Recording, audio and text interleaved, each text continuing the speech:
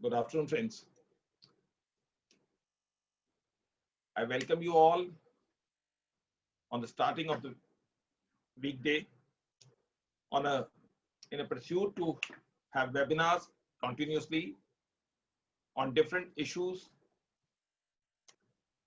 by which one could always improve the knowledge on different issues which are relevant for the day-to-day life and especially with law. Amongst us today, on our request,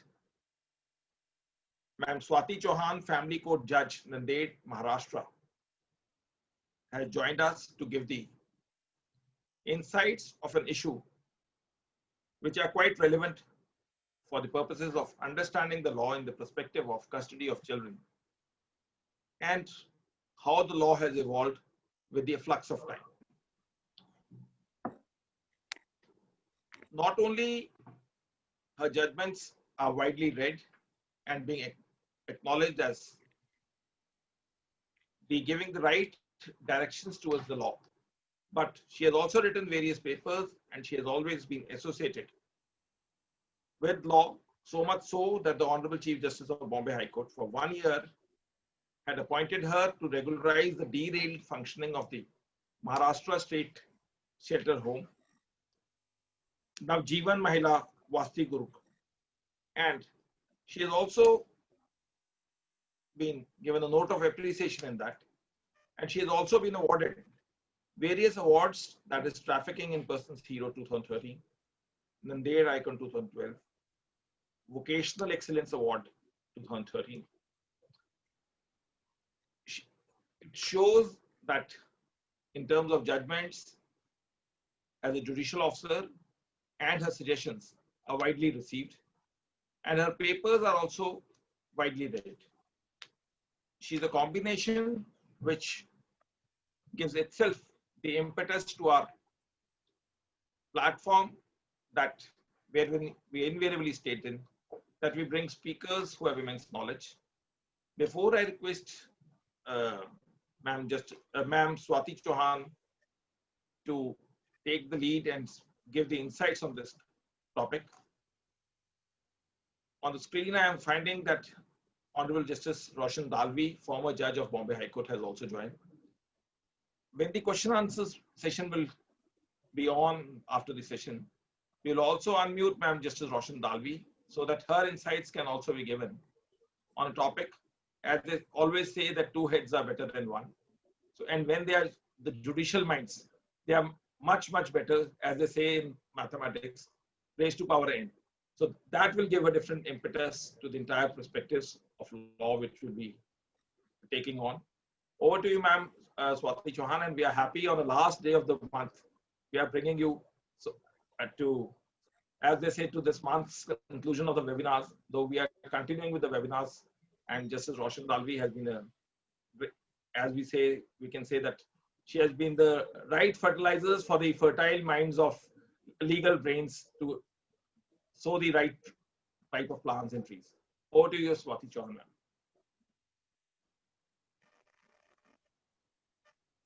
Yes, ma'am. Yeah, thank you so much for the introduction. And I'm equally happy to be here on this forum. And I hope all those who are attending it are safe and healthy and observing all the social distancing norms and staying safe. And I'm also happy that being online, I don't have to wear that mask all the time. So yeah, that's the good thing of this online interaction. Today's topic is custody of children, overview of law. As you rightly said, that Justice Roshan Dalvi is like a fertilizer when we talk about certain issues about gender or custody. So I start my today's interaction, with a judgment of Justice Roshan Dalvi, in which she has this judgment was pertaining to custody of children, in which Justice Dalvi has mentioned that children are small human beings with big rights. This is so rightly said. And whenever in family court I'm dealing with custody issues, this sentence always I keep in my mind that whenever I'm dealing with children, it's like dealing with small human beings with big rights. And that clears a lot of things for me when I'm passing any order regarding custody of children. Now, when we talk about rights of children, India has ratified the Child Rights Convention 1989. Under the terms of convention, the governments are required to meet children's basic needs and help them reach their full potential. Central to this is the acknowledgement that every child has basic fundamental rights. This include the right to life, right to survival, and right to development. It also includes protection from violence, abuse, and neglect. It also includes an education that enables children to fulfill their potential. This right includes be raised by or have a relationship with their parents. Now, this right we will be talking about and elaborating about in our today's interaction. So, children have a right to be raised by or have a relationship with their parents. And the last one is express their opinion and be listened to. This is also one of the very important and most essential thing when we're dealing with custody of children, that they need to give that platform to express their opinion about what they think about their parent and to whom they want to stay, or what are their problems. That should be listened to before passing any orders regarding custody of children. So these rights we find these rights are available under um, uh, uh, under Child Rights Convention. Now, keeping in view the rights of children, we regularly watch how the divorce and custody battles can become quite vengeful, and it's heart-wrenching to see that the innocent child is the ultimate sufferer who gets caught up in the legal and psychological battle of their parents. Often, the agreement about custody is result of parents' interest and parents' wish rather than the child. Everyone often forgets to make the child a participant in the process of preparing any access, visitation, or custody handover plan. In a custody dispute, what I feel is a proactive step will be to focus on the well-being of the child by specific articulation of the rights of the child. Now, if we see the term custody is not defined in any Indian law. India, being a secular nation, has different religions to follow, and thus every religion has their personal laws for child custody, which determines the process by which parents can seek custody of their child in the court by following the personal laws. At the same time, we also have secular legislation, and it is the Guardian and Wards Act 1890. Therefore, usually the custody of a child depends upon personal law read with the Guardians and Ward Act 1890. Now, if we want to see or have a glance at the list of the statutory laws, we can quickly see that the first is the secular law, which is Guardian and Ward Act 1890. This act is regulating questions of guardianship and custody of children irrespective of their religion. So this legislation is a secular legislation and is available for the parents and children of all religions. Now then we have Hindu law. Hindu law is applicable to any person who is Hindu, Buddhist, Jain, or Sikh. So all the children of this religion falls under Hindu law. Now, under Hindu law, the special legislation for custody and guardianship are two. The first is Hindu Minority and Guardianship Act 1956. This legislation contains various provisions concerning the matters of guardianship and custody of minor Hindu children. Now, there's another legislation which also deals with custody of children under Hindu law, and that is Hindu Marriage Act 1955. Section 25 of this legislation authorizes the court to pass pass interim orders in any proceeding under the Act with respect to custody, maintenance, and education of minor children in consonance with their wishes. This section also authorizes court to revoke, suspend, or vary any such interim orders passed regarding custody in the matter. Now, after dealing with Hindu law, we have to also see what is the position under Islamic law. In Islamic law, the father is the natural guardian, but the custody vests with mother until the son reaches the age of 7 years and the daughter reaches the age of puberty. Islamic law of custody has developed on the concept of hizanat. Hizanat is similar to welfare. Hizanat is an Arabic term which generally means to maintain, to supervise, and to take care and custody of someone. In the legal context, hizanat requires parents and other legal custodians to take care of the material and spiritual needs of the child. Now, in Islamic law under hizanat also, it is provided that of all persons, the mother is the most suited to have the custody of her children up to a certain age, both during existence of marriage and after its dissolution.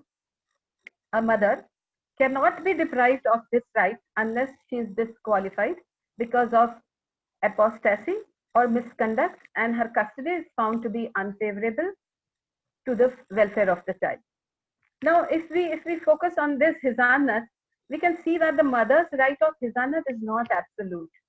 It is solely recognized in the interest of the children. Now, coming to Parsi and Christian law, similar provisions similar to Hindu law, or we can say the Islamic law of hizanat, there are certain provisions in Parsi and Christian law also which follow the same principle about the welfare of the children. Under section 49 of the Parsi Marriage and Divorce Act 1936 and section 41 of the Divorce Act 1869, courts are authorized to issue interim orders for custody, maintenance, and education of minor children in any proceedings under this act. Now, in India, there are inter-religion marriages also registered. So this inter-religion marriage is always registered under Special Marriage Act 1954. For example, mother is Islamic and father is Hindu or vice versa. They have to perform the marriage under perform and register the marriage under Special Marriage Act 1954. So what is the situation about the children of such couple? So the couples who register their marriage under Special Marriage Act, they can take resort of section 38 of the Act for the purpose of custody of children, which may seem to the court as just and proper with respect to the custody, maintenance, and education of minor children consistently with their wish wherever possible. So having all this legislation in place, we have seen that the Indian courts hold the welfare of the child as the most important determination or factor of consideration while deciding who gets the custody of a minor child, either under personal law or under secular law. This consideration of welfare or the best interest of the child is so strong that if required, the personal law, rules, rituals, customs can also be set aside to protect the welfare of the child. The paramount principle, welfare of the child or the best interest of the child, can never be static or it cannot be squeezed into a straitjacket. What is welfare for an infant may not be so for a 16-year-old. So this criteria of welfare may vary dealing with the special need of the children. Sometimes the children involved in the dispute are specially abled children. So what rule is applicable for a normal child while giving the custody may not be the same. The criteria may not be the same when we deal with a specially abled child. So this paramount principle of welfare or the best interest of the child cannot be a steady or static, or it is not a straitjacket formula. The criteria of welfare may vary when dealing with different type of children and different type of circumstances. Every child is unique and every custody order has to be unique, meeting the needs of that particular child. Now, in Vikram Veer Vora versus Shalini Bhala, 2010 4 Supreme Court cases 409. The Supreme Court has said that each case of custody of child has to be dealt with on the basis of its particular fact. So what is welfare is not defined. It is different for every child, and it is unique in every child is a unique, and his custody orders, when we pass, it has to be unique to see that the needs of the child are catered. Similarly, in Gaurav Nagpal versus Sumedha Nagpal, 2009, 1 SCC 42, it was held that the word welfare used in section 13 of Hindu Minority and Guardianship Act 1956 has to be construed literally and must be taken in its widest sense. The moral and ethical welfare of the child must also weigh with the courts as well as its physical well-being. So when we're talking about custody or handing over the custody of the child to either parent, either mother or father, it's not only physical well-being the court will have to see. The court will have to see that the moral and ethical welfare of the child also lies with which parent to whom the custody is handed over. So what will constitute welfare of a child? Custody is not defined, welfare is not defined. So what exactly constitutes welfare of a child? Now I have taken out certain points which are not exhaustive.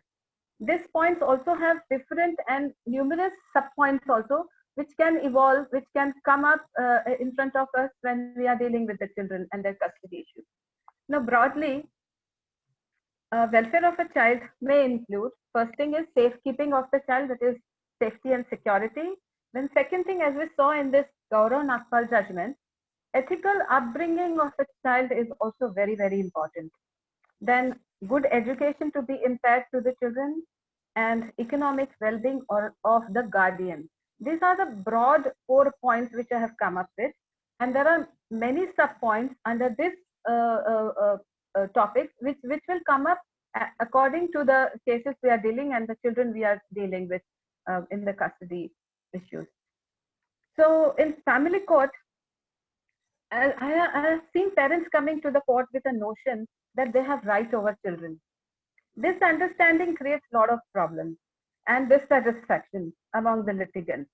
Parents presume that only because they have given birth to the children, they own them. The child is their property.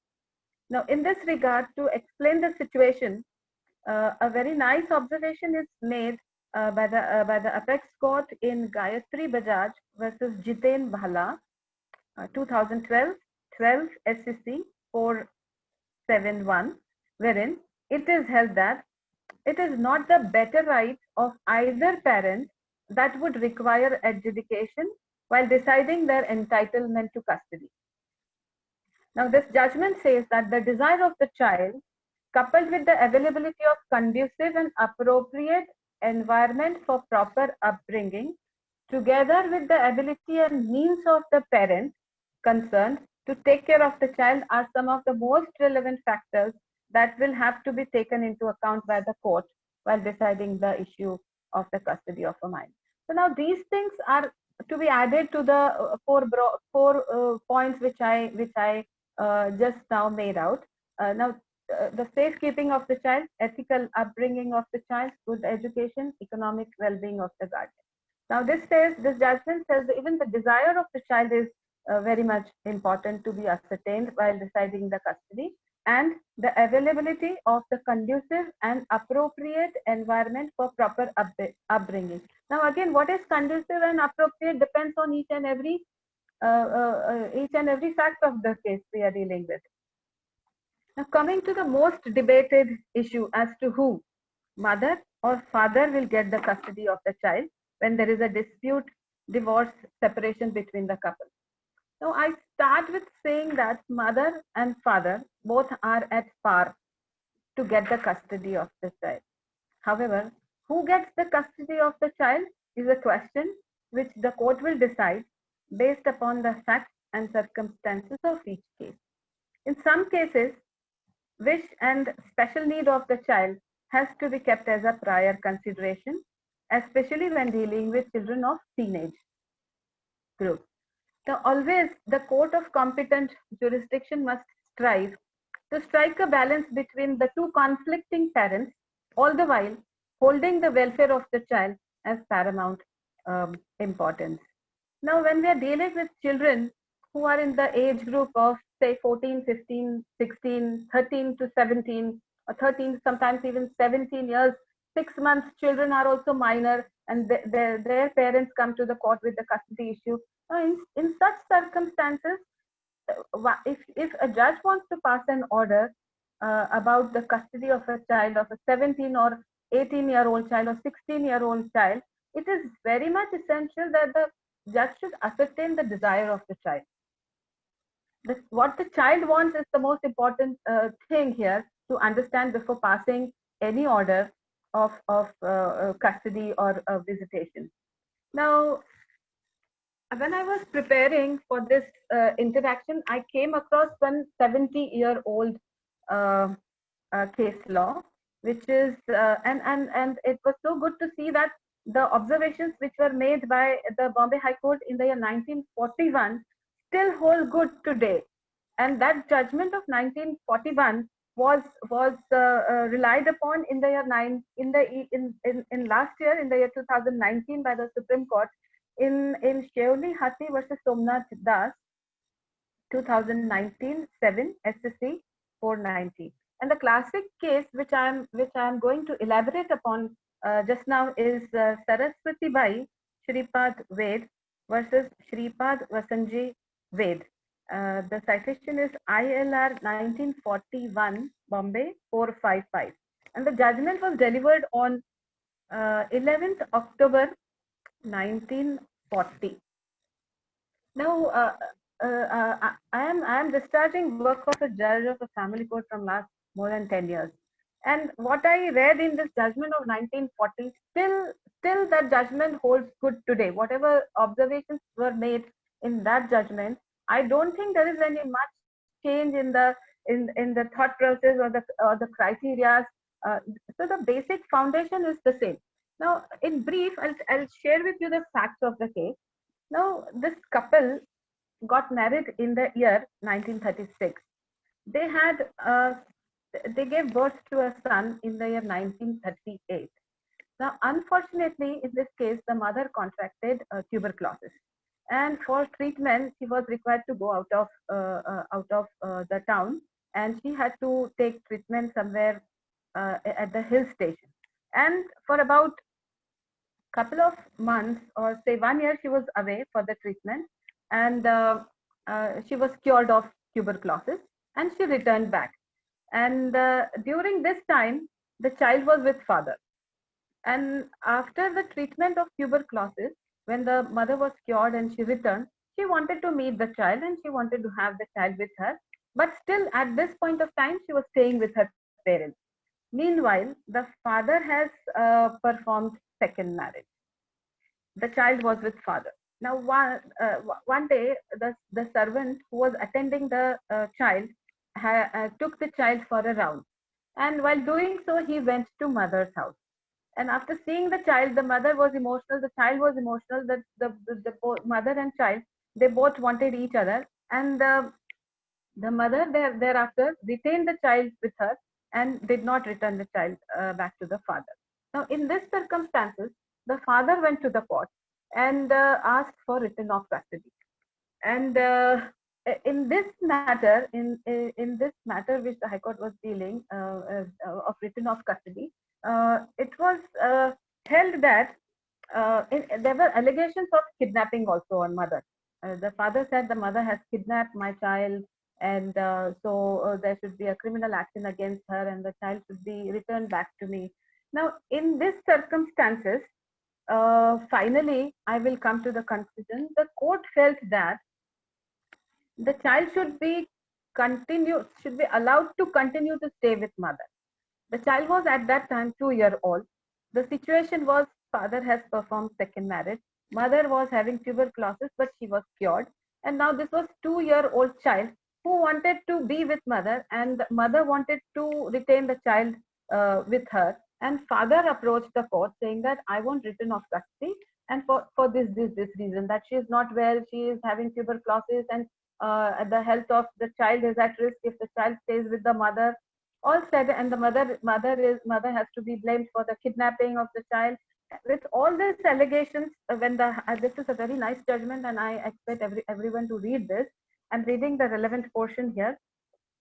With these facts, the this verdict was delivered by Justice Beaumont and Justice D. Wadia.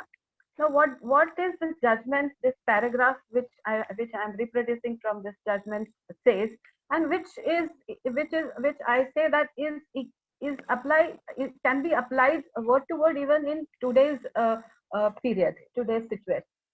I'm reading para 3 of this judgment. It says that I think the law on question of this sort is the same in this country as in England. Now this I'm talking, this judgment is of 1940, before independence. I think the law on question of this sort is the same in this country as in England, though of course social habits may be different. The modern views of the judge in England is that it is impossible in the case of a young child to find any adequate substitute for the love and care of natural mother. The natural mother is a suitable person. The courts in England will, as a general rule, hand over the custody of the child of tender years to the mother. The mother's position is regarded as of much importance in modern times. Now, this modern times is of 1941. The mother's position is regarded as of much importance in modern times than it was in former days, when a wife was regarded as little more than a chattel of her husband. The view of society in India as to the position of women may not have advanced so far or so fast as in England, but at the same time, the right of the mother to the custody of her young children is undoubtedly recognized in this country. See, for example, Baitara versus Mohanlal. However, paramount consideration is the interest of the child rather than the rights of the parent. Human nature is much the same all around the world.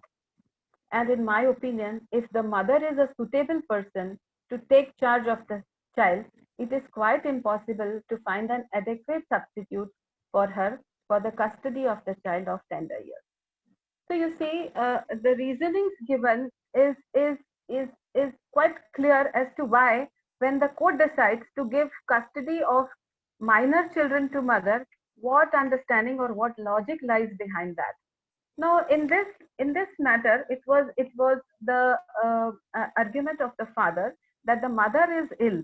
Mother has just now recovered from tuberculosis, and if the child is kept in custody with mother, the health of the child may suffer.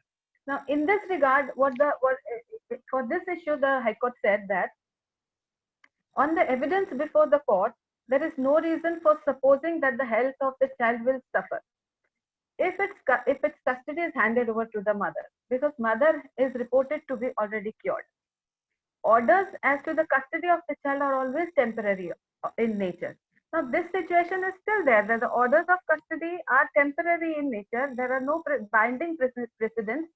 Each and every case, I said, is unique.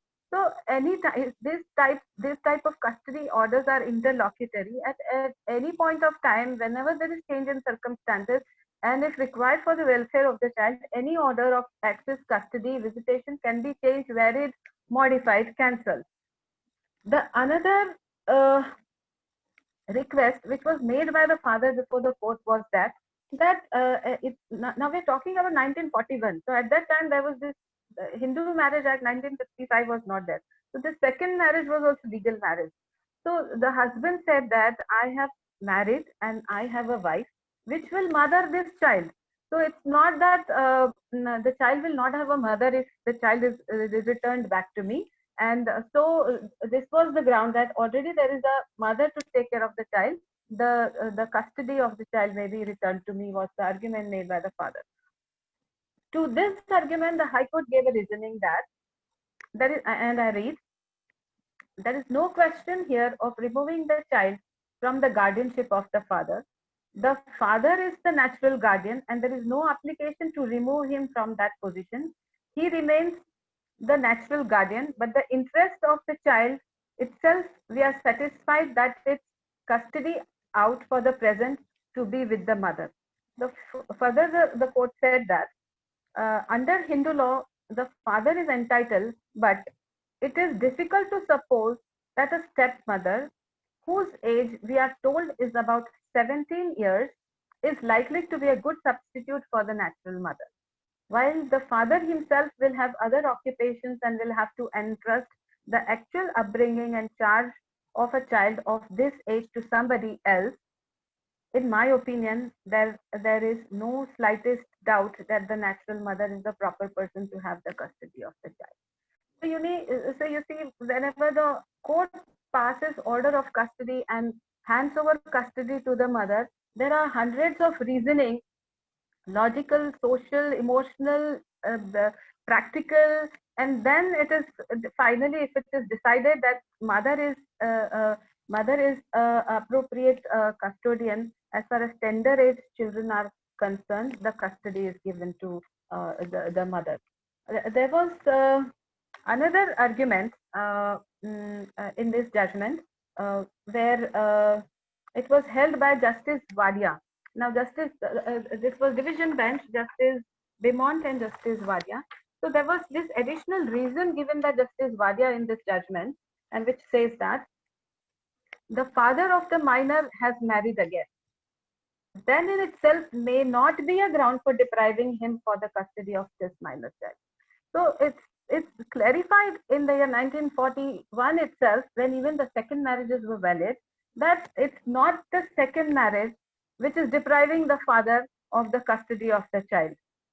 But the court has to consider all the circumstances of the case, and taking human nature as the same here as elsewhere, a stepmother cannot be expected to be very much interested in the welfare of a minor stepson, not likely to give him the attention, love, and sympathy which a child of 2 years naturally requires. Now, in this case, the second mother was 17-year-old, the child was 2-year-old, and the court clarified that it's not the case that, oh, because the father has remarried, that the custody is not being given to him. The reasons are something different, that the custody is given to the mother. The court further said, and I quote this, which is very, very, very important, and we are going to elaborate on this further in our deliberations today here. Justice Wadia said, it is not the welfare of the father nor the welfare of the mother that is the paramount consideration for the court. It is the welfare of the minor and of the minor alone, which is the paramount consideration in this case. So I think there's just 2-page judgment, which is really very good, and it is dealing with, a second marriage, stepmother, infant child, kidnapping of the child.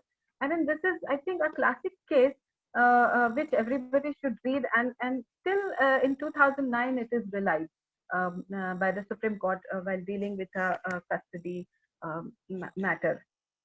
Now, from this precedent of Saraswati Bai and Shripad Vasanji Ved, we can ascertain that the law governing custody of children is closely linked with guardianship.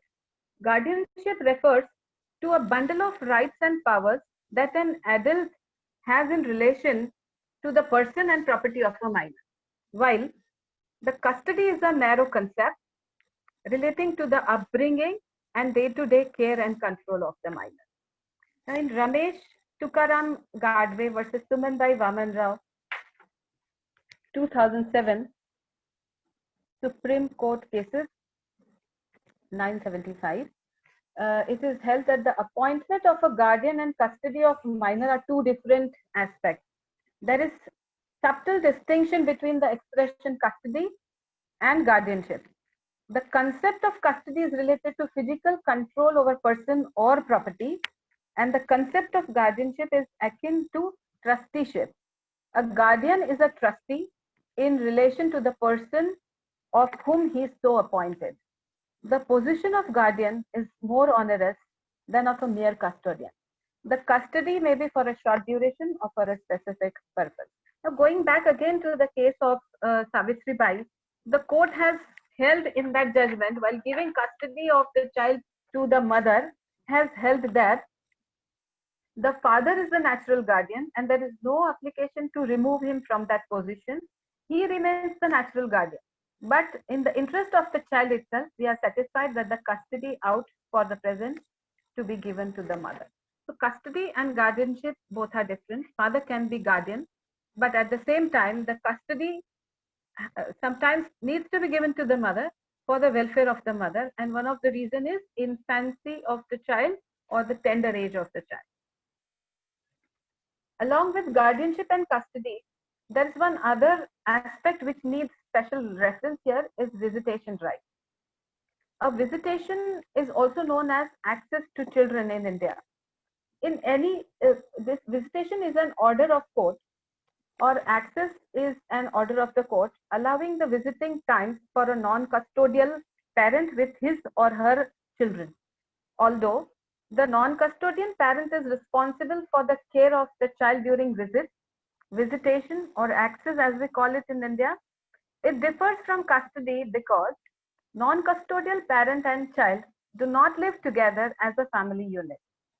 Succinctly stated, visitation rights are distinct from custody or interim custody orders.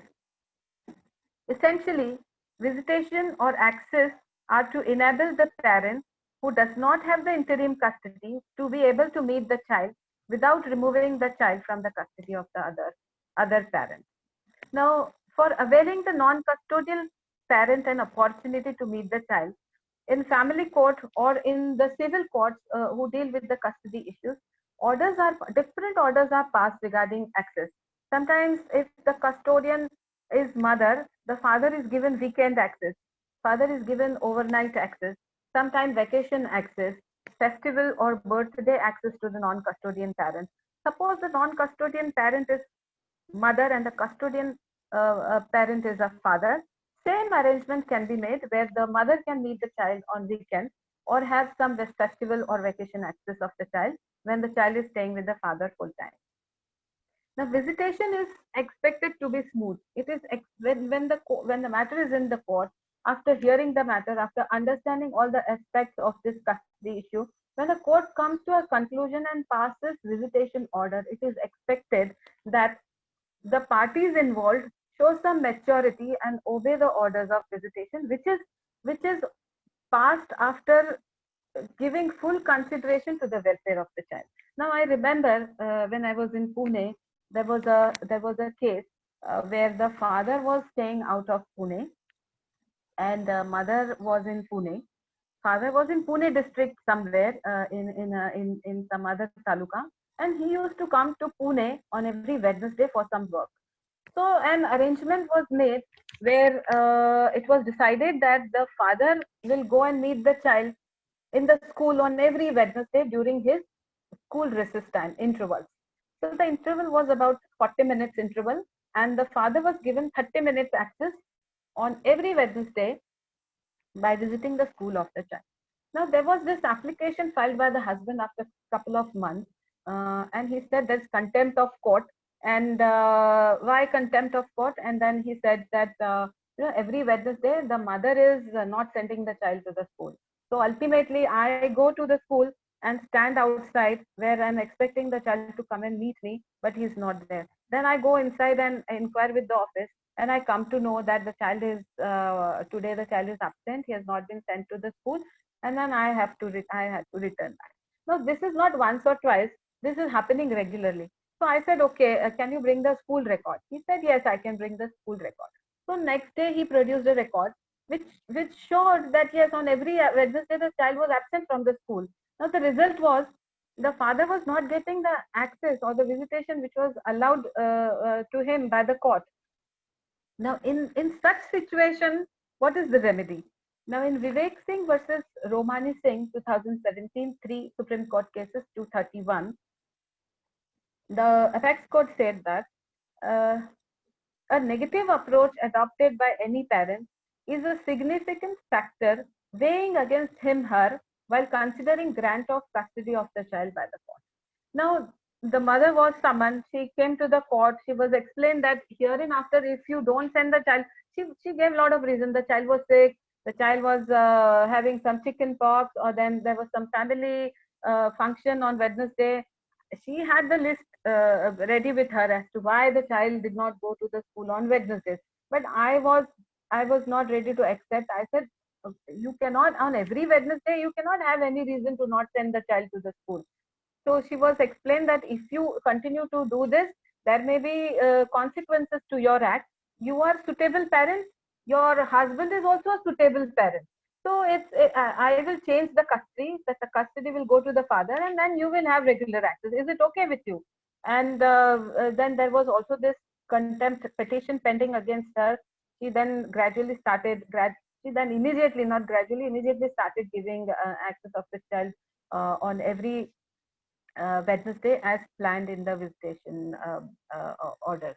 So the litigants sometimes need to be explained the legal position that a negative approach, if you adopt, then it may go against you. It will be an adverse situation for you, and it may result into shift of custody or maybe increased access or whatever the situation demands. Now, in this regard, the court always wants that the child should get love and affection of both the parents.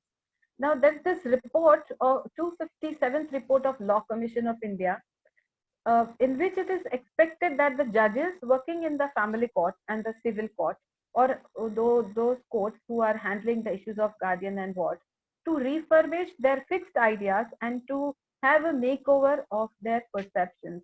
By this, it is expected that it's not the gender of the child, only the age of the child, that is the criteria of deciding who gets the custody. Now, generally, it is a presumption that if the child is a girl, the custody will go to mother. If the child is a boy, the custody will go a boy of say 15, 16 or years, then the custody will go to the father. The Law Commission report said that this cannot be the criteria. This cannot be for the welfare of the child. What is the welfare of the child? That the child gets love and affection of both the parents, which we also saw in the Child Rights Convention, that it is the right of the child to get love and affection of both the parents. So now, in this Law Commission of India report, there is a discussion about shared custody or joint custody. But the court cannot forget, while giving the shared custody or the joint custody, that the analogy is like cutting a cake into equal pieces and giving one piece to one parent. That is not the criteria. That cannot be the criteria.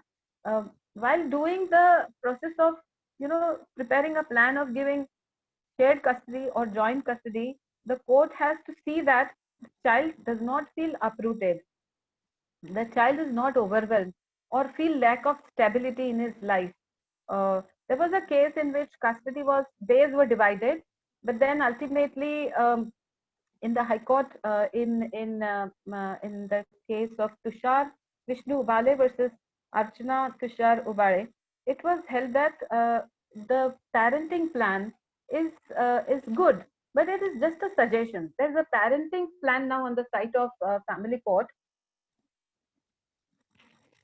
Mumbai, which is prepared by one organization, and it is a nice plan.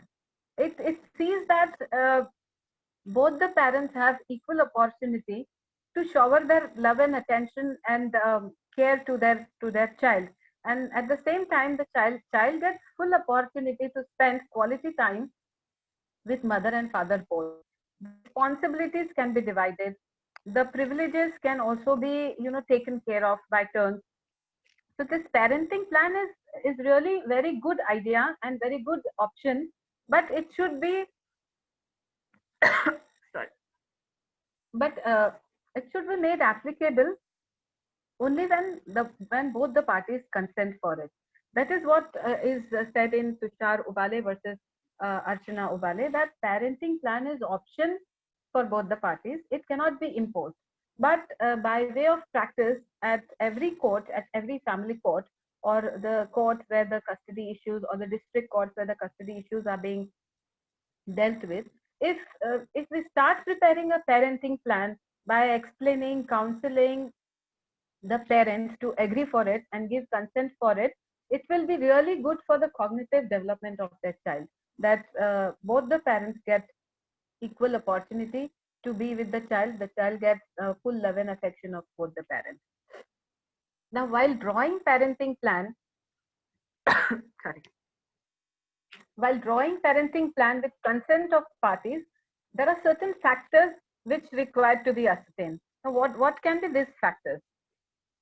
In Lahari Sakhamuri versus Shoban Kodali 2019, 7 SCC 311, it is held that the crucial factors which have to be kept in mind by the court for gauging the welfare of the children and equally for the parents can be inter alia delineated, such as, now parents also has to qualify to get full visitation rights or custody.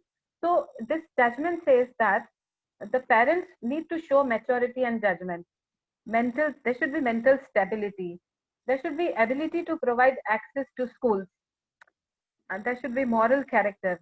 Then ability to provide continuing involvement in the community and financial sufficiency. And last but not the least, the factors involving relationships with the child as opposed to the characteristics of the parents as an individual.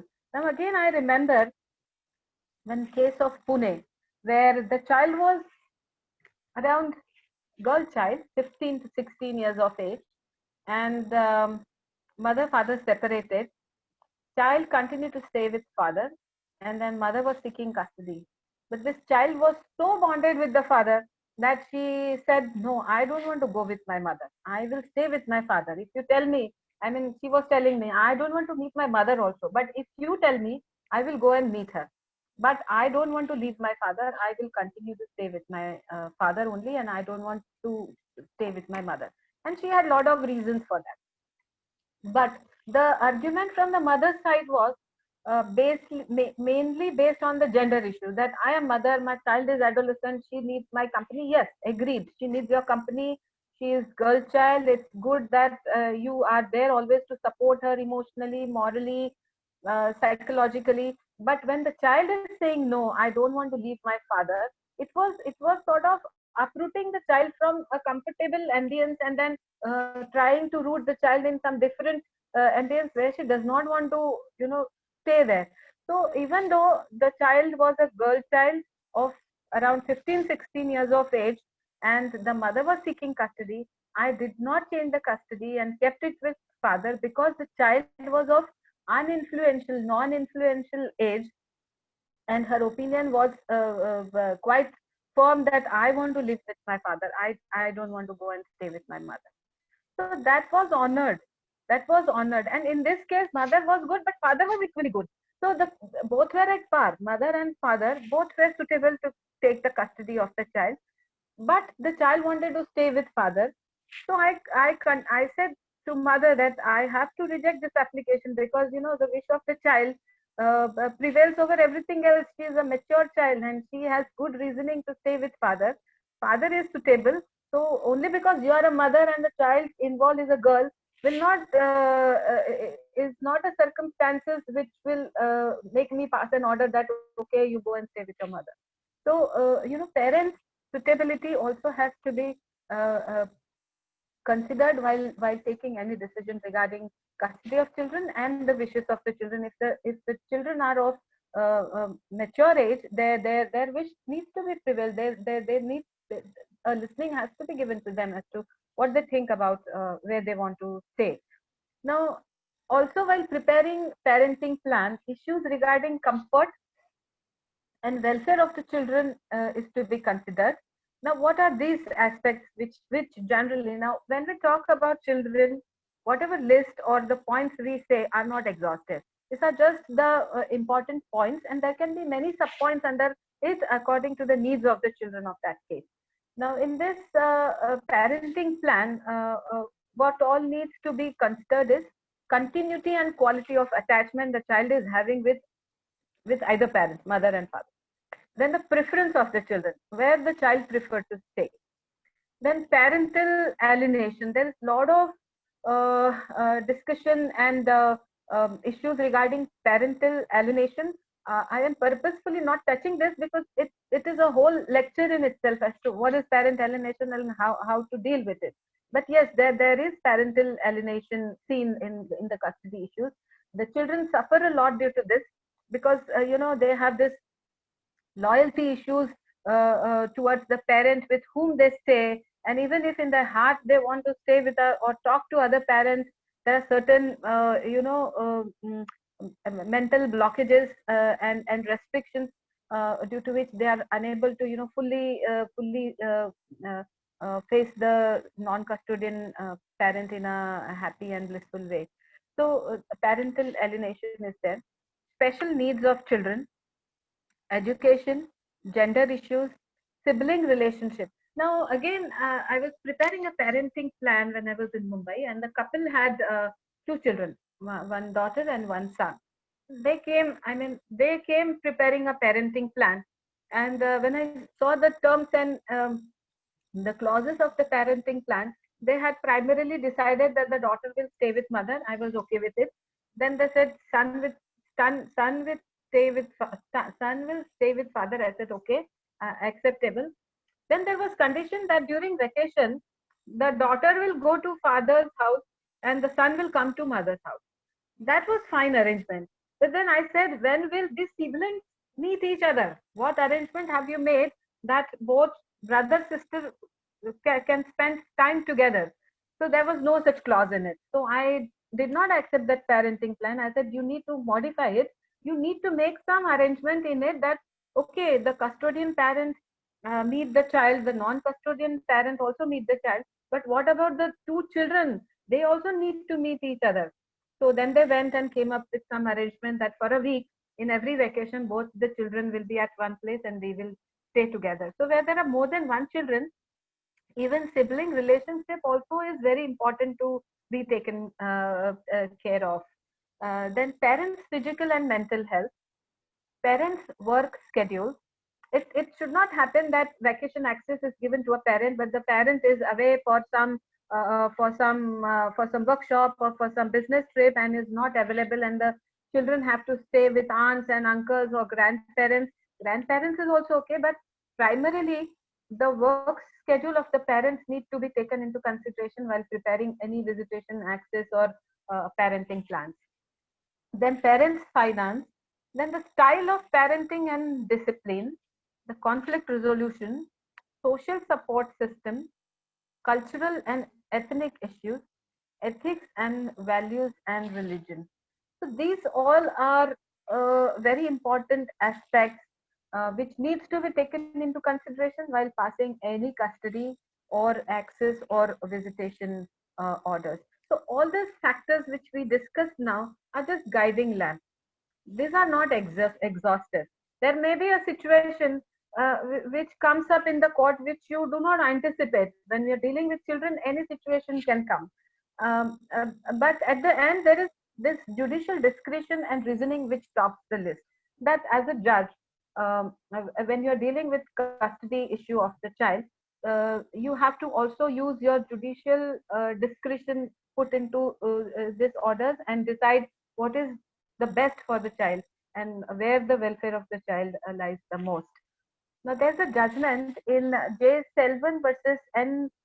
Punida 207 SCC 636, which says that though the prevailing legal test is that of the best interest of the child, the courts have also postulated the least detrimental alternative, it is in inverted comma, least detrimental alternative as an alternative judicial presumption in custody cases. So this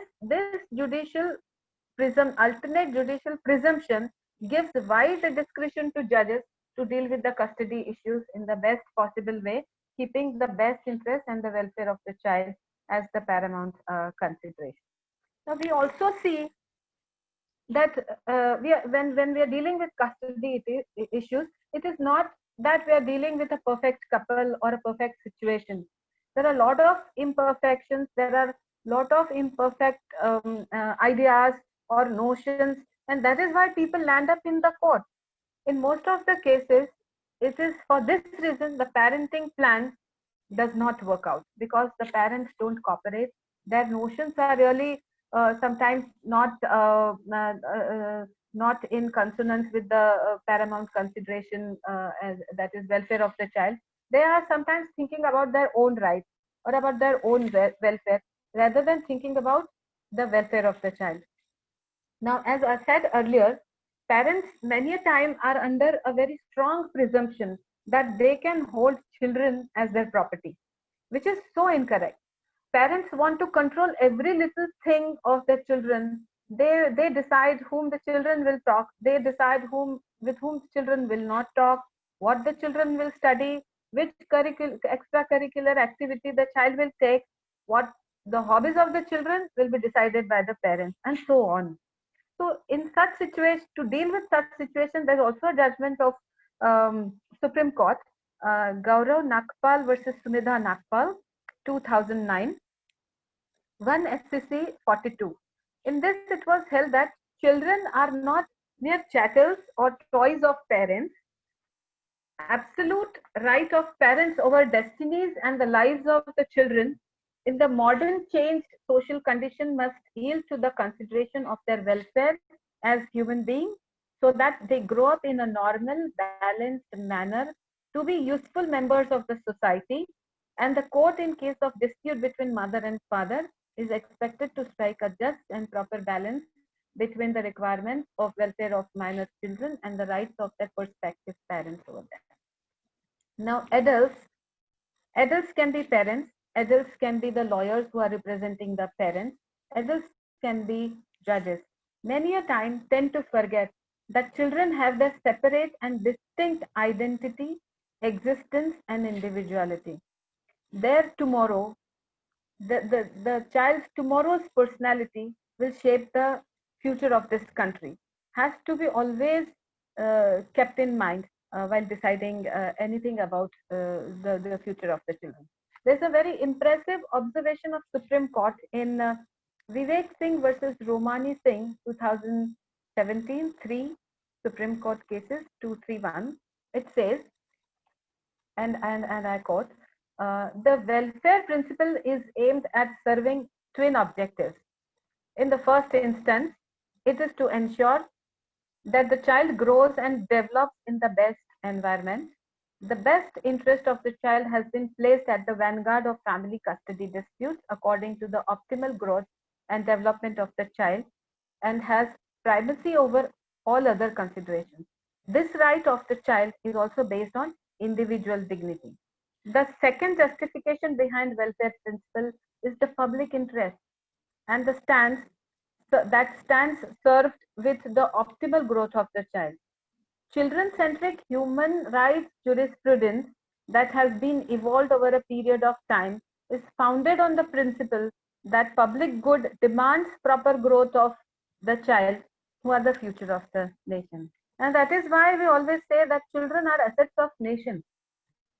So how their upbringing is being done is a very important aspect.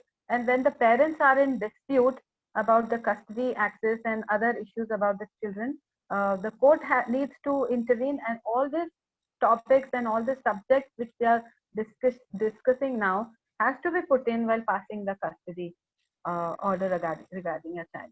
There's a judgment, a landmark judgment, Neil Ratan Kundu and Abhijit Kundu, 2008, 9 SCC 413. A court, while deciding the custody cases, is neither bound by a statute nor by the strict rules of evidence or procedures or by precedent. The court has to give due weightage to the child's ordinary comfort, contentment, health, education, intellectual development, cognitive development, and favorable surroundings. But over and above physical comfort, moral and ethical values cannot be ignored. They are equally or even more important, essential and indispensable considerations. If the minor is old enough to form an intelligent preference or judgment, the court must consider such preference as well, though the final decision should rest with the court as to what is conducive to the welfare of the minor. Sometimes the court has to keep custody with one parent. However, just because the custody of a minor has been awarded to one parent, it does not mean that the other parent cannot see or be in contact with the child. The family courts in India are very, very cautious to ensure that a child gets the affection of both the parents.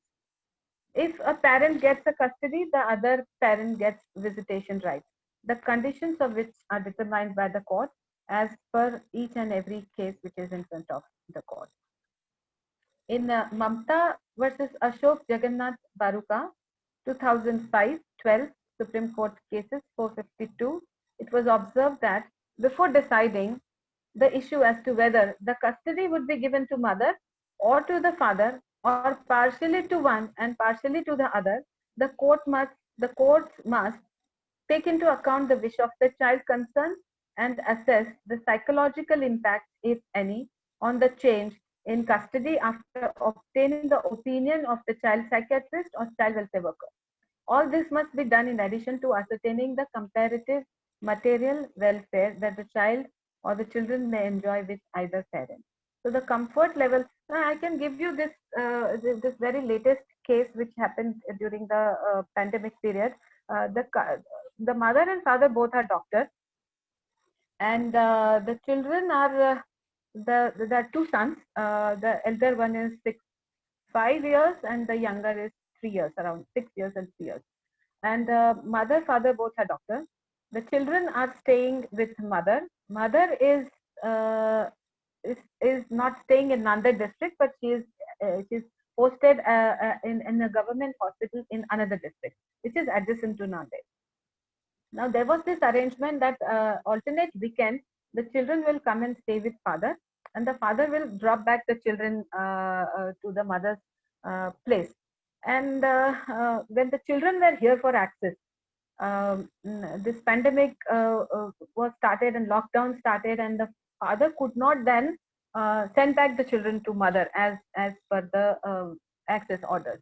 Now in this circumstances, both the parties were educated. Now another reason in this was the mother was posted in COVID ward. So the father made an application in the court that I am also a doctor, but I am working in a private hospital, whereas my wife, in whose custody the children are, and I am having only access, is now posted in a COVID ward. So it's better that the children stay with me, and I will give regular telephonic and video call access to the mother. So the mother was convinced over telephone again that instead of making the children travel within 2 districts and going with the same arrangement, which is so risky for the children, it will be good that if you agree that the children stay with the father till your duty in the COVID ward is over, and after that you are also undergoing that 14 days time of self quarantine, and if everything is all right, which will be all right, you can again get back the custody of the children to you. She agreed, and then the arrangement was changed that now, as of now, the temporary custody, full-time temporary custody is with father, which was earlier with mother before lockdown. But then after the lockdown, hopefully they will again exchange the custody. So all this has to be done considering the welfare of the child and the circumstances of the case. There's one judgment of Supreme Court, Surinder Kaur Sandhu versus Harbakh Singh Sandhu, which deals with Section 6 of Hindu Minority and Guardianship Act, which says that the father is the natural. Section 6 says that the father is the natural guardian of minor son. In this judgment, it is held that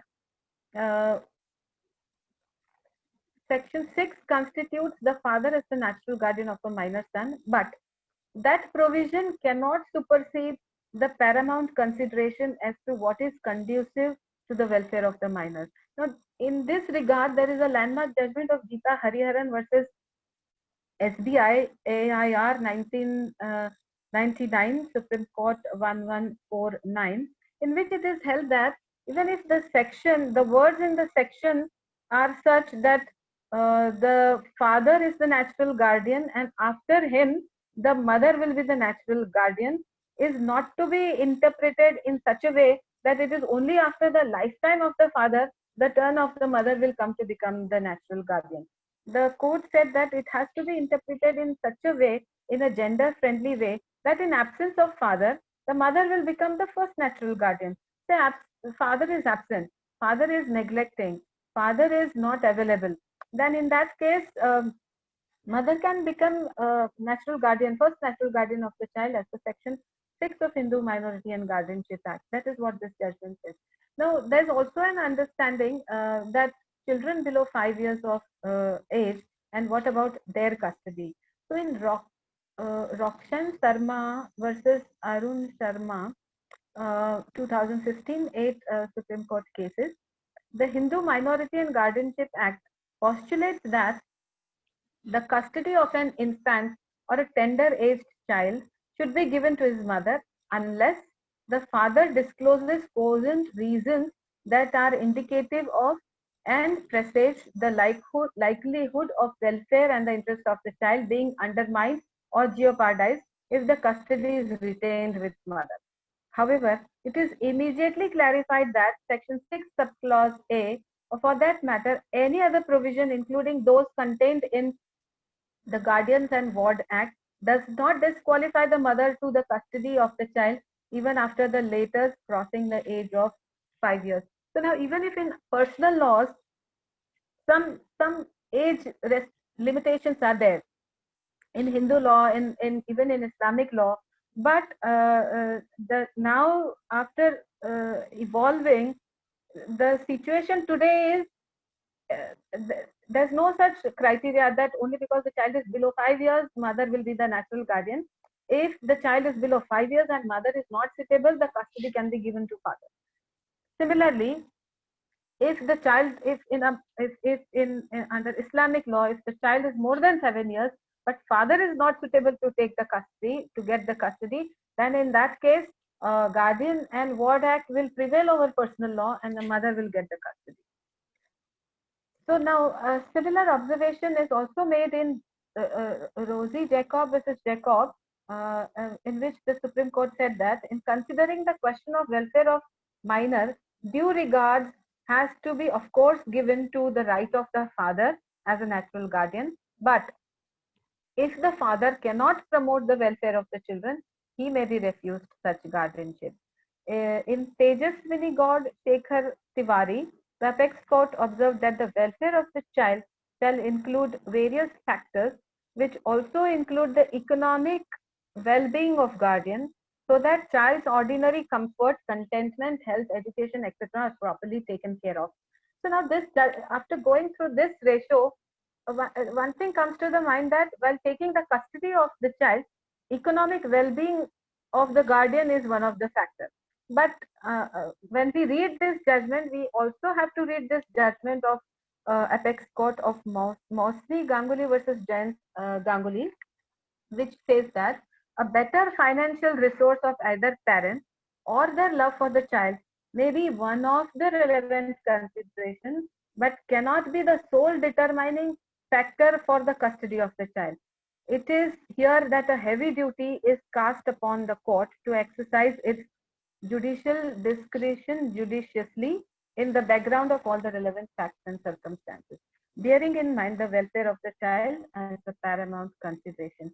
So the dynamic is not the rich father, poor mother, so father will get the custody, or rich mother, poor father, so mother will get the custody. Economic background can be one criteria to be considered, but it cannot be the sole criteria to give the custody to a rich parent and deprive the poor parent. In Ruchi Manju versus Sanji Manju, 2011-6, SCC 479, it says that even an interim order of custody in favor of the parent should not insulate the minor from the parental touch and influence the other parent, which is so very important for the healthy growth of the minor child and development of his personality. So it is incumbent on the custodian parent that when the child is in full care and custody of him, is in full her or his custody, that custodian parent has a duty to see that the mind of the child is not poisoned against the other parent. That is what this judgment is about. Now, in again, this is, and this is very this is landmark and very important. In Neil Ratan Kundu, it is not when deciding when to whom the custody goes, either mother or the father. What can be the test? If both are suitable, what will be the test? This is what this judgment says, that it is not the negative test that the father is not unfit or disqualified to have the custody of his son or daughter that is relevant, but it is the positive test that such custody would be in the welfare of the minor, which is material, and it is on this basis that the court should exercise the power to grant or refuse the custody of a minor in favor of father or mother. So this positive test and negative test will be taken before passing any order of custody in favor of either mother or father. Now again, when we are dealing with minors, the approach should not be technical or like a fixed norm. Therefore, custody or the custody orders are interlocutory in nature and can be changed at any time, can be varied, modified, cancelled according to the situation, according to the need of the child.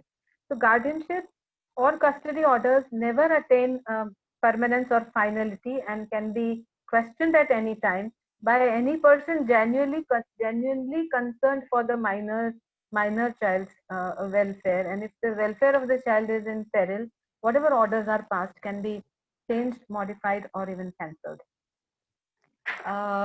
Again, I will refer this case law of Rose C. Jacob versus Jacob, in which it says that order relating to custody of wards, even when based on consent, are liable to be varied by the court if the welfare of the ward demands variation. Now, this is the same I told the case of parents coming with a parenting plan, and in which there was no provision of the siblings meeting each other. So even that was a consent order. As a court, I was not satisfied that the welfare of the children lies in not meeting with each other. So I asked them to change the consent terms. So even if the consent terms are filed by the parties in the court, and the court feels that this is not for the welfare of the child, that can be asked to be varied or changed. Now, child interview is important when children are of non-influential age. So there's this judgment of Vimy Chopra where the children were girls, two teenage girls, they were with mother. All said and done, all efforts done, psychological counseling and child psychiatrist, everything said and done. The girls said no, we don't want to meet the father. And even after passing many orders of access, the girls did not meet the father.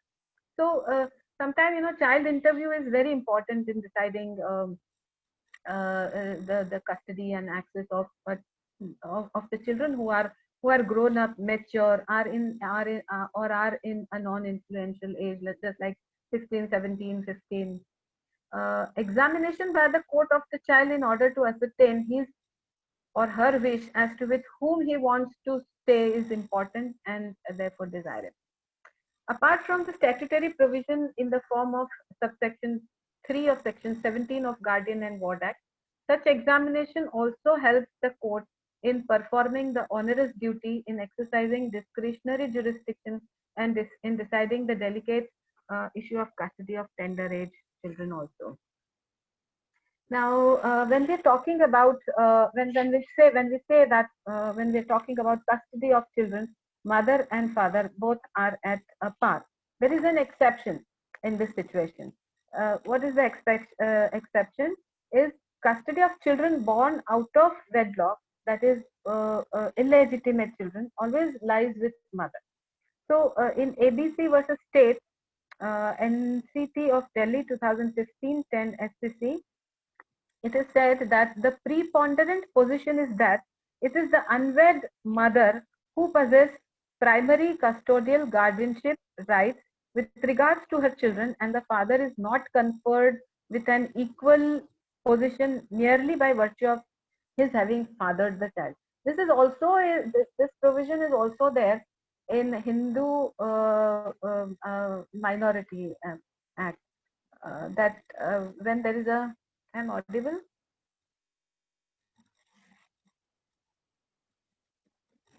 Yeah. So this position is also there in the personal law, that if the child, if the situation is that the mother is unwed and there is a child, then there's no any other provision, but the mother will become the primary natural guardian of that illegitimate child. Now, as we have seen in that judgment of Saraswati Bai, second marriage of either of the parents, it can be mother or father, after divorce, after valid divorce, if the mother or the father performs second marriage, that itself cannot become a factor to be considered while granting custodial rights. Second marriage does not disentitle the mother or the father from getting custody of their children.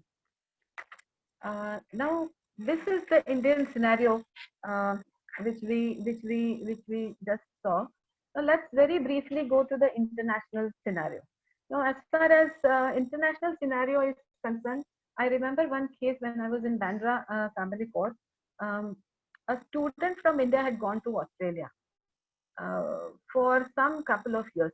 He did graduation and then he stayed there for post graduation, during which he came in contact with a girl who was Australian, citizen of Australia, and they had an affair and they decided to marry. And they married there. And they had a son. After that, their relationship went sour. They also took divorce. And then this Australian girl married someone else and then had children with that second husband. So that lady was having two children from the second marriage and first child from the person, Indian boy.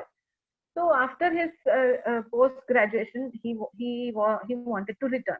So he requested the mother, Australian mother, that he wants to take the child to India, for which she said, I'm not ready. So he came back to India, and then maybe by email and he wrote certain requests, letters to the wife, and finally she agreed to come to India with the child. And meanwhile, the father who was in India came to know that the wife is now into on social media. He saw some material, and then he came to know that the wife is engaged into rave parties. Now her second marriage is also dissolved, and she was into drugs. And there were certain proofs he was having that the mother was not leading a very healthy life. So when she came to India with the child, and in all cases this is not proper, but the father retained the custody with him in India, and the mother has to go back Australia without the child. After going to Australia, she approached the courts in Australia, and then there was this non-bailable warrant against this person who was now in India, and a search warrant for the child, and all what legal orders which the court can pass, the wife got from the Australian court. And meanwhile, this husband was in India, filed a petition under Guardian and Ward Act before Family Court Bandra, and sought custody of sought guardianship of his declaration that he is the guardian of the child. Now, in this situation, the wife also approached Bombay High Court with habeas corpus writ, stating that the child is kidnapped, and she produced the child before the court and all that.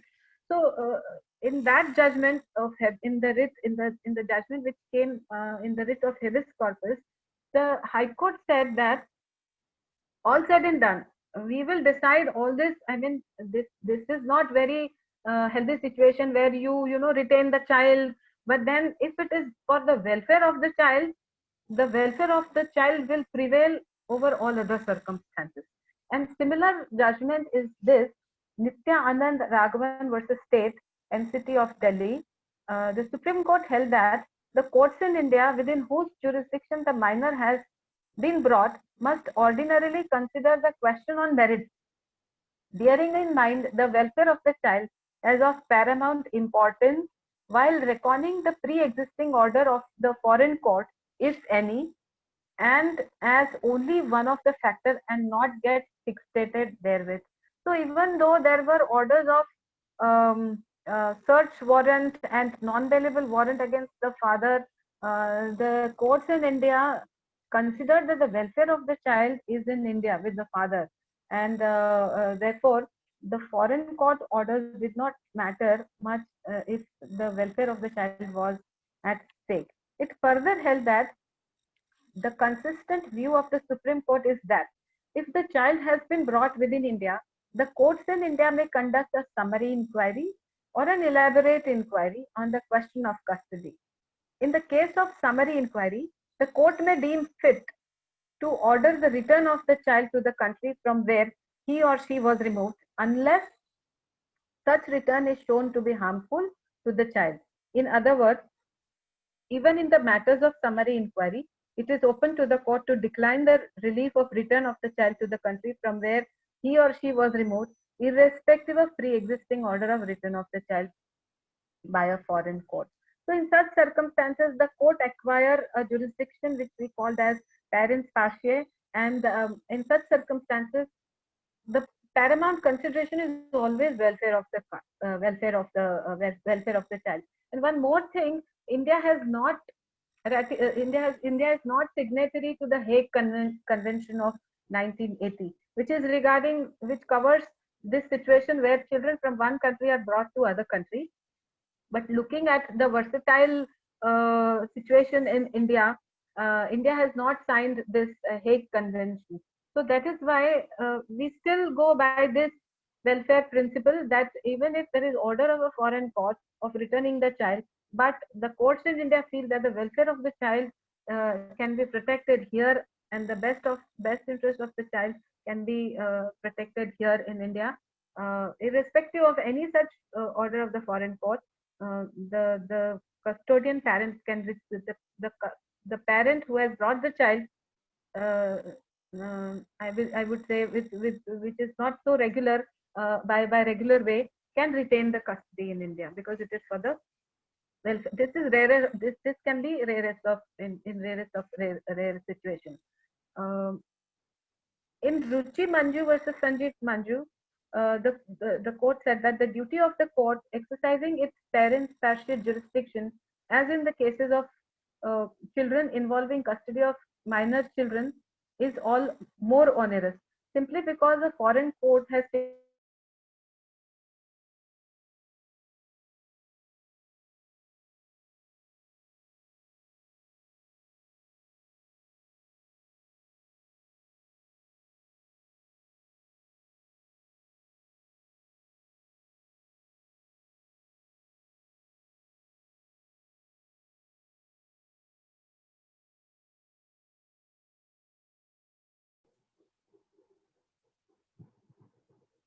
Ma'am, you will have to re-log in.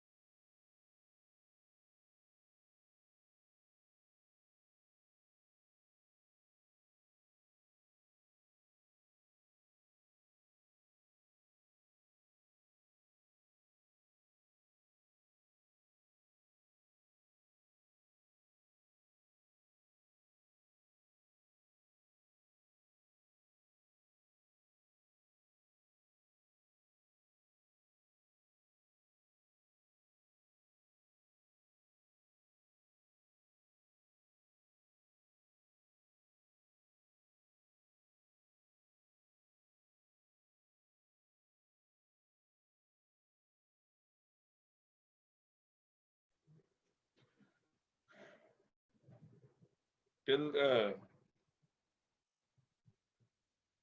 Ma'am Swati Desh,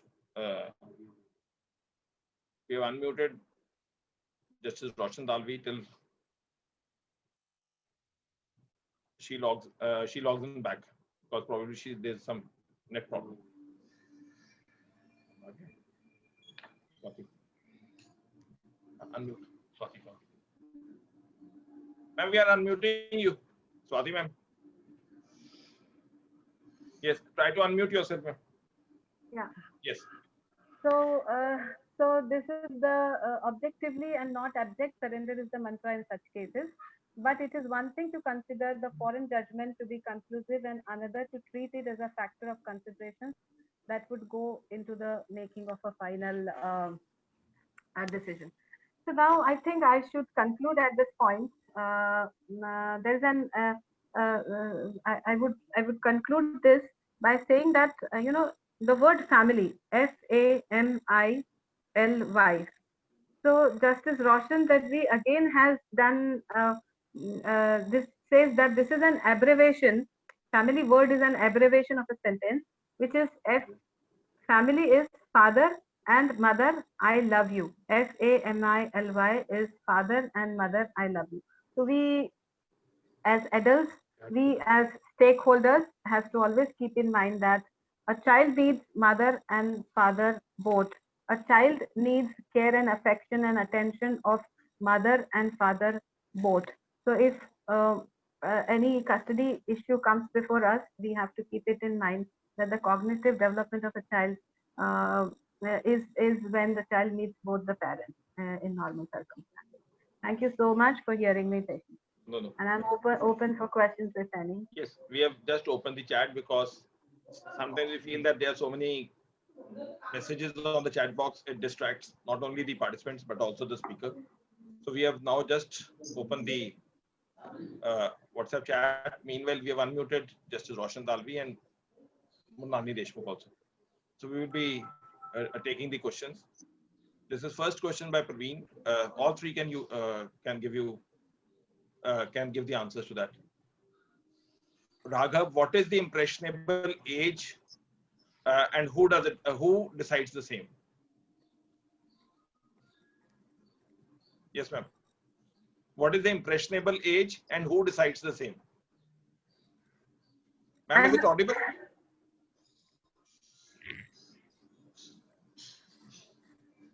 Ma'am, is it audible? Ma'am, yes. And I've unmuted Justice Roshan Dalvi also and Murnali Deshmukh. So we can have the insights. Okay, so I need to answer? Yes. First you do, ma'am. Okay. Roshan Dalvi, we can. So, okay. So I have said the judgment of Vinny Chopra, in which the girls were of 16, 17-year-old. So generally, the children who are below 12 years, they don't sometimes understand what welfare is or where their welfare lies. So it is the court which needs to decide for the children who are below 12 years. But once a certain age is reached, like 13, 14, as I said, children are individual entities. So, I mean, it depends. Sometimes 15-year-old is quite mature and a 17-year-old is not that mature. So there cannot be any watertight definition of which age is impressive age or unimpressionable age. It depends on each and every child, I think. But generally, teenage children, their wishes needs to be taken into consideration while deciding it. Ma'am, Dalvi, what is your take on that? Yes, you see, it is very relative. A child's intellectual level, maturity level must match the custodial parent's maturity also.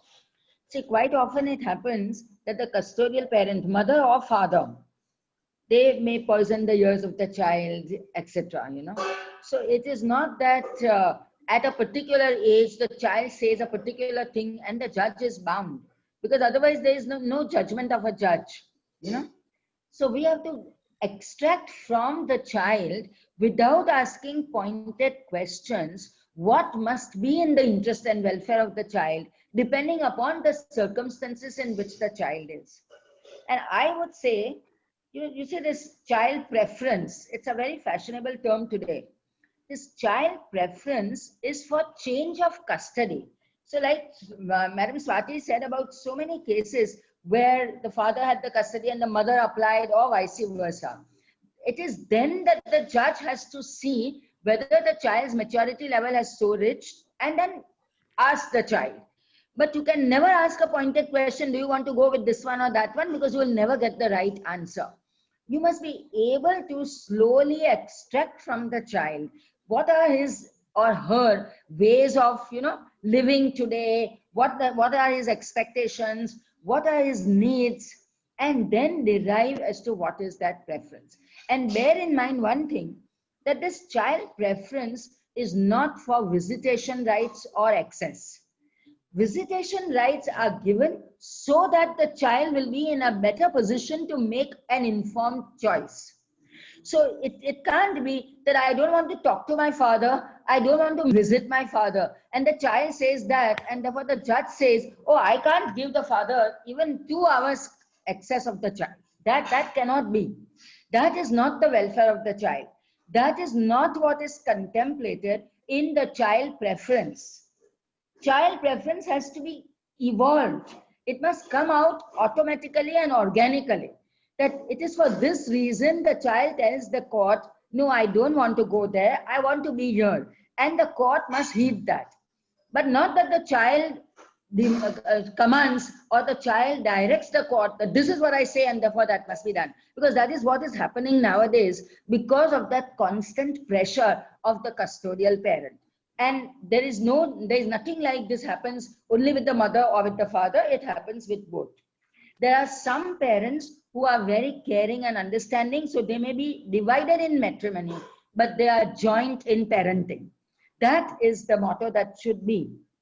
And I would give away one thing for a judge to find out all of these things, to give the non-custodial parent the modicum of the comfort or the company of the child.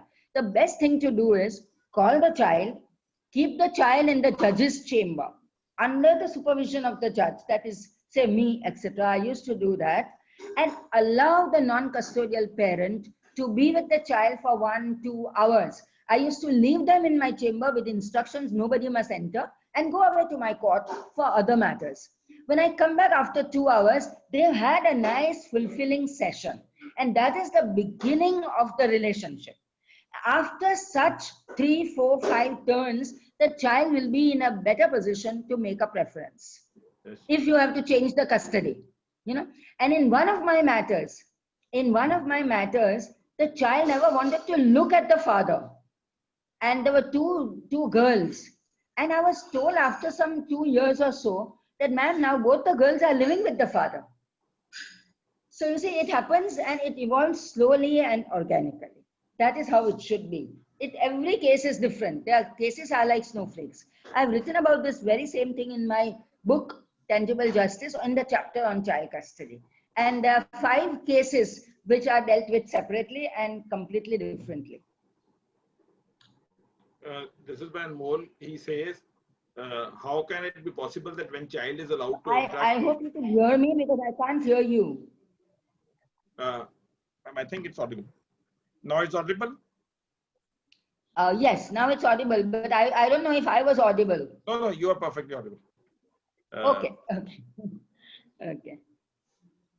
This is by SJ. If husband wants to become a father and wife denies. No, this is not on the custodian, right? This is by Avinash. How fair is to force the father to go for IVF when his estranged wife wants to become mother while fighting divorce cases filed by the father? Would it be a violation of the fundamental rights or not? Ma'am, is it audible? Is it audible? Yeah, it is partly audible. It is not so clear. But this IVF case Swati has done, and therefore she'll be in a position to answer this. Yes, Swati ma'am. I think the matter is still subjudiced with High Court, so I would not like to comment on this, please. Sorry. Yeah. Okay, it's fine.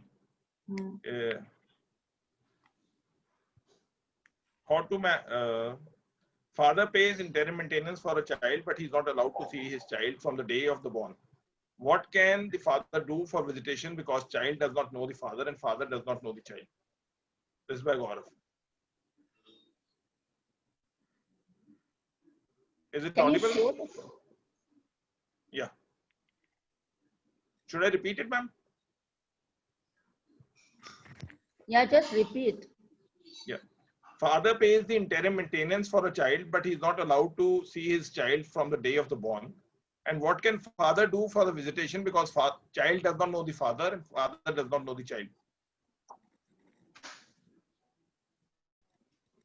And the question is posted at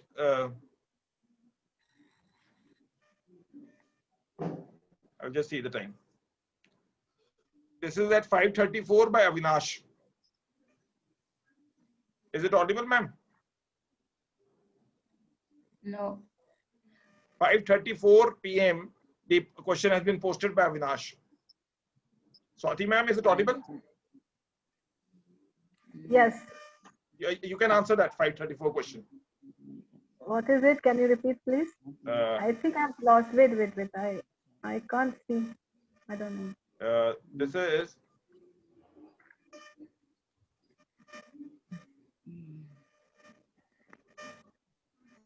I'm reposting the question of Gaurav. Yes, And the I last- know, but this itself, you see, as I said, hello? Yes, it's audible. Okay.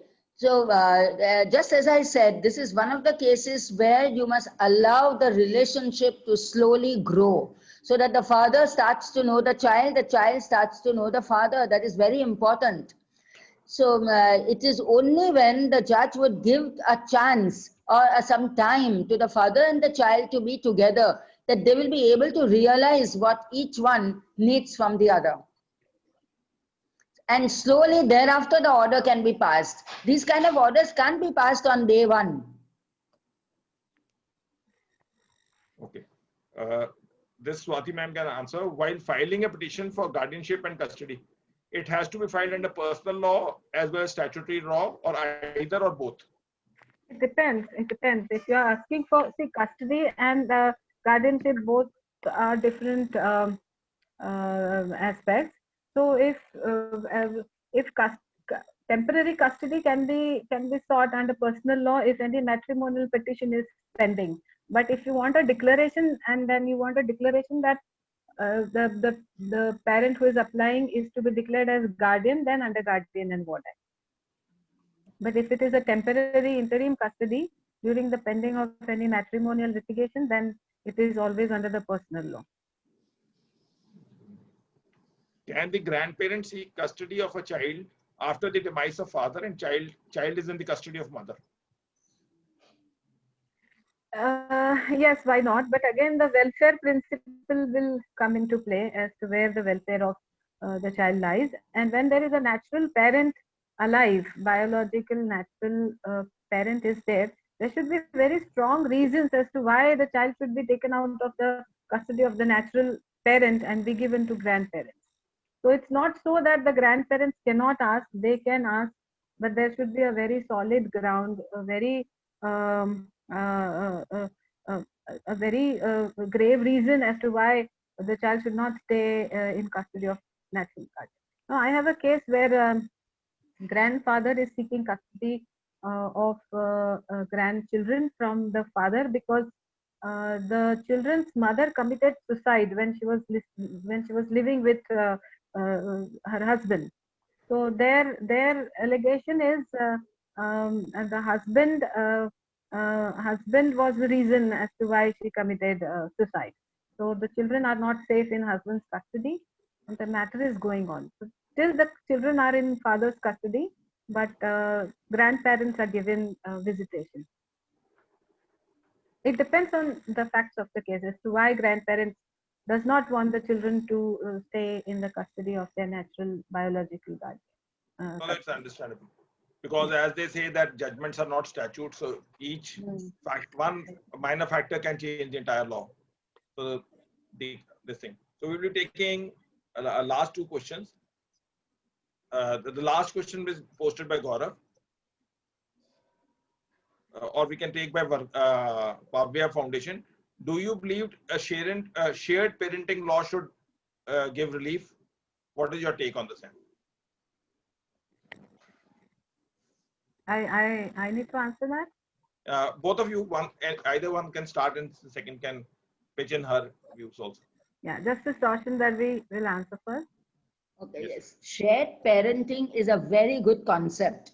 In all probability, it is going to become our law because the Law Commission has already made a recommendation for joint custody as well as shared parenting to the Parliament. But I suppose our parliamentarians are very busy with other things and they don't consider custody of children a very great and grave issue. So it has been lying there for some years. But it is good that courts, especially in Bombay and Delhi, are having a shared parenting program every time. And even if you don't have a whole program for the whole year, you can make a calendar, you know, on which days the child will go with which parent, etc. And then sit down together with the counselor and work out a parenting program or a calendar for the child. That is an ideal thing. In 2 of my matters, I had done detailed consent terms where the child had to be picked up. Father would take the child for tennis lessons. The mother would take the child from the school and the mother would be with the child for these days. And on particular days, the child will go to the father, etc. And it worked out very well. But as Ma'am Swati said, it was with the consent of both the parties. In one of the matters, there was only one lawyer. So I told her to work for both the parties because I said, now you hold the position of trust. Consent terms by consent of both of them. And there were not 2 lawyers to fight out, you know. So one lawyer and 2 parties sat down together with me and we made that. So this kind of parenting plans are good. They are going to be our law someday. It would be nice if parties begin to think that father and mother, I love you. That is what all children need and want. Both of them together. And both of them must be there. And the first and the smallest thing you can do is when you are granting, let us say, Saturday and Sunday rights to the father, make the father do something for the child. The father will take the child for, say, math tuitions or for tennis lessons or anything like that. This is the beginning of joint custody so that there is responsibility. There must be parental responsibility because there are no parental rights. The rights are only of the child. The responsibility is of the parents, and how they shoulder the responsibility is extremely important. And they must be made to do that so that they really have what is called joint custody. That's how it should be.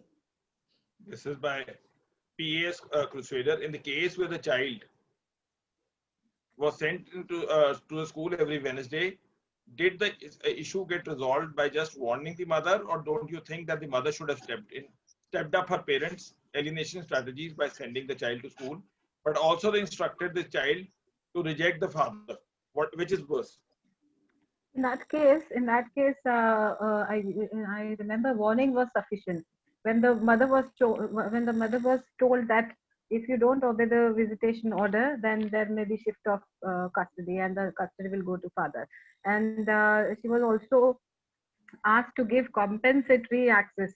So how many Wednesdays she did not send the child?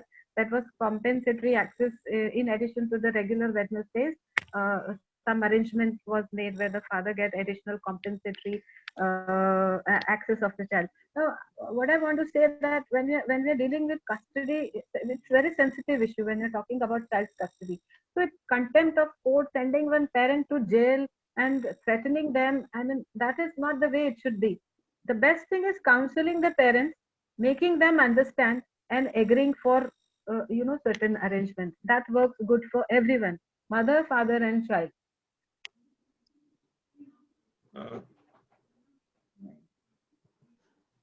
This is the last question we are taking. Father pays interim maintenance for child, but he is not allowed to see his child from day to day, from the day of being born. What can the father do to meet his child because child does not know the father and father does not know the child? I think let us not mix up 2 issues, one financial and one emotional. Father has to pay maintenance. That's a separate issue. Because he pays maintenance, he cannot demand a child. because he doesn't pay maintenance, he cannot be actually denied also the child visitation rights. So those are two separate things. If he has to pay maintenance and he can be ordered to pay maintenance, but he must be given some visitation rights so that the child gets the love of the father. It is not that the father must get the child. See, unfortunately, it is not understood always. They feel it is the right of the mother or the father. No, it is not. It is the right of the child. Therefore, maintenance apart, father must get some visitation rights, and the best way to do it is to begin in the court itself. You see, and then bring them together. And little by little, the relationship will flower. And since we said it's the last question, though questions are keep on pouring, but after all things have come to an end. We are sorry to all those participants whose questions we could not take. But thank you to all those participants who are watching us live on the Facebook and on this platform. They were participating, and their active participation is what makes us move forward. And we are also thankful to Justice Roshan Dalvi for giving her insights. And needless to add that Ma'am Swati Chauhan led the show and gave the different spectrums of the entire law, and to understand what is the subtle difference between the child custody and visitation rights and how is the legal spectrums of all these aspects. Her insights have been well received. The way the questions were pouring in, it only reflects that once the questions are being posted, that people are sure that their answers will be coming forth, because it's just like a law, it is a continuous evolving process. Therefore, people do keep on posting questions and the way things move forward. But the insights, as I said, are quite insightful. And thank you to everyone who has participated with us. And tomorrow, as we stated that we are all holding webinars since long. Tomorrow, the issue is quite interesting, especially during the COVID times. Summary suits, what is the way forward in CPC and commercial courts, by K. Ravi Shankar. He's a lawyer from Madras High Court, and he's a partner in HSAB Law Chambers. So do stay connected with us tomorrow at 4 p.m. And thank you to all the participants, again, on those who are watching us live on the Facebook, as well as on this platform. And stay safe, stay blessed. Namaskar.